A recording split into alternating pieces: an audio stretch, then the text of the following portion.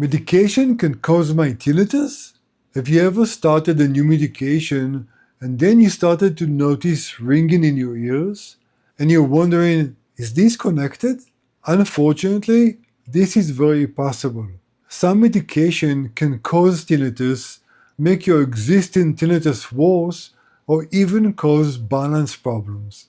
In some cases temporarily, but in some cases permanently. In this video, I will explain exactly how this happens. I'll also explain who is at risk and what you can do if you think that your meds are linked to your tinnitus. I will also share with you a true client story of how changing one medication reduced her tinnitus significantly. My name is Guy and I'm a hearing health and tinnitus coach. I've been managing severe hearing loss and severe tinnitus for 15 plus years now. For the past few years, I've been applying all my knowledge and all my experience to help other tinnitus sufferers.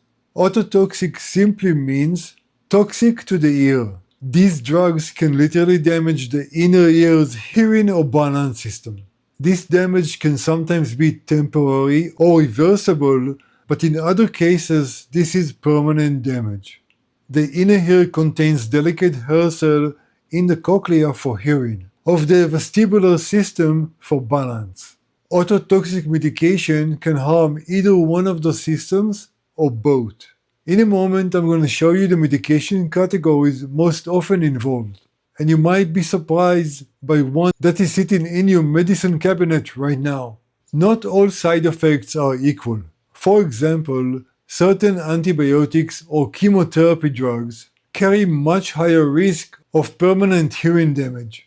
Others, like pain relievers, usually cause temporary effects that will resolve themselves once you stop taking this medication. The risk goes higher with higher dosage, longer use, kidney problems, older age, and combining different ototoxic medication at once. You can read online stories of people that started to have tinnitus or their tinnitus got much worse after they took some medication. One of my own clients started to have tinnitus after a course of antibiotics. Another client I have has been taking antidepressant for years.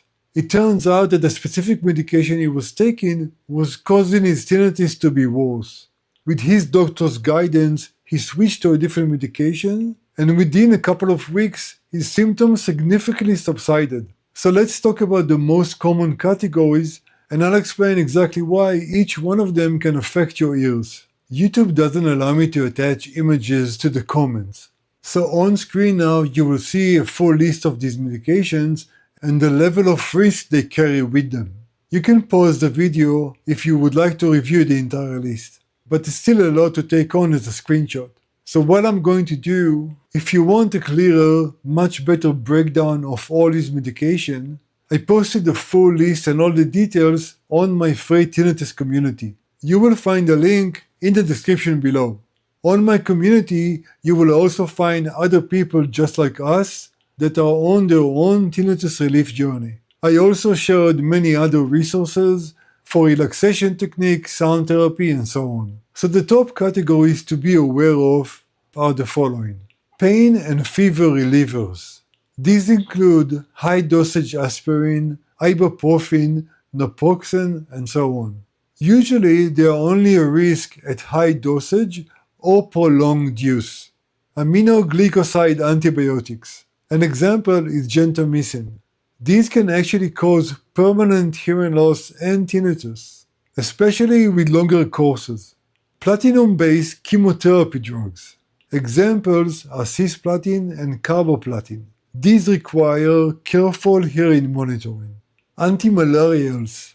With these, the longer the course, the higher the risk.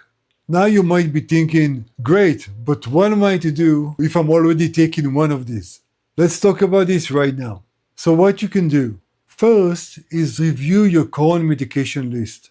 Make sure that you understand what each of them does and why you are taking it. As we get older, we tend to take more medications. So make sure that you know why you're taking each one of them, what it does, and why you need it. When the provider is prescribing a new medication for you, Ask them, is this medication known to be ototoxic? If they don't know or you're not sure, research that or check against my list. And if the provider confirms that there is ototoxic risk, ask them if there's an alternative that you can use. Before you start any high-risk medication, request to do a baseline hearing test. This way, if there are any changes in your hearing, you can catch it early. Make sure to report any new abnormal symptoms. Don't wait to see if something is going to go away by itself. You know what they say, better safe than sorry. It's better to contact your provider and ask a question than have your hearing damaged. In the context of prescribed medication, always work with your doctor before you stop or start medication. And here's why this matters. Catching an ototoxic reaction early can really mean the difference between short-term spike to permanent damage. If you want one-on-one help reviewing your situation, including medication, and creating an effective and personalized relief plan for you, I'm here to help.